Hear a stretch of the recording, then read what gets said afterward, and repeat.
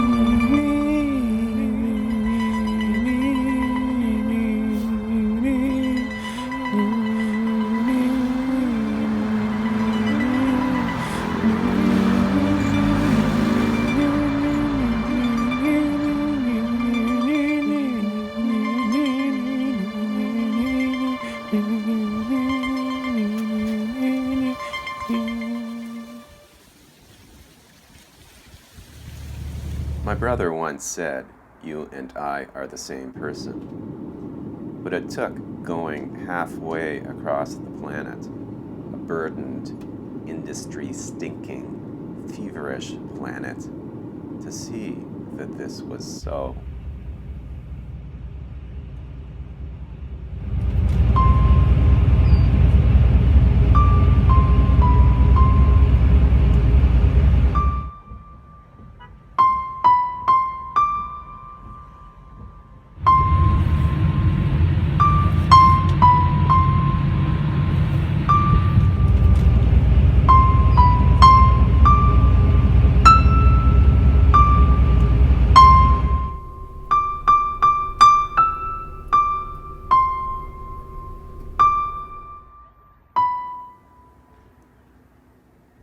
When do we reach the point where we understand another human being?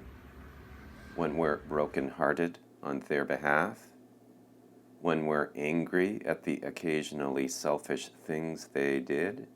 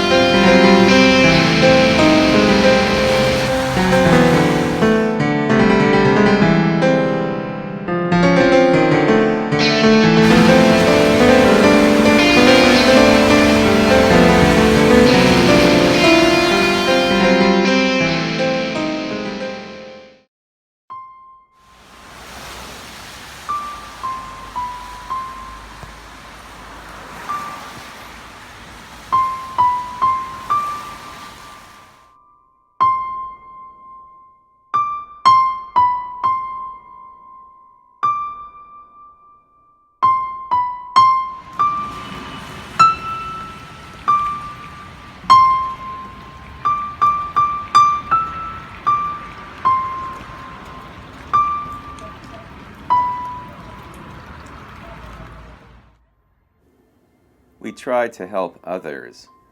We try to help ourselves. And we'd be able to do that, we'd be able to succeed if our actions weren't framed by time. I see my brother one last time. My head is throbbing from blows like a soldier's head. My brother's gut is throbbing from surgery. The knives that can only contain and temporarily minimize the failure of his liver. The hospital staff doesn't like my brother. They don't like his type. But when they do that, I'm angered, and they don't like me. Yes, my brother was an addict. His drug sold legally by millionaires only causes the occasional death. But he was also, and this is where he and I join, an artist out of time.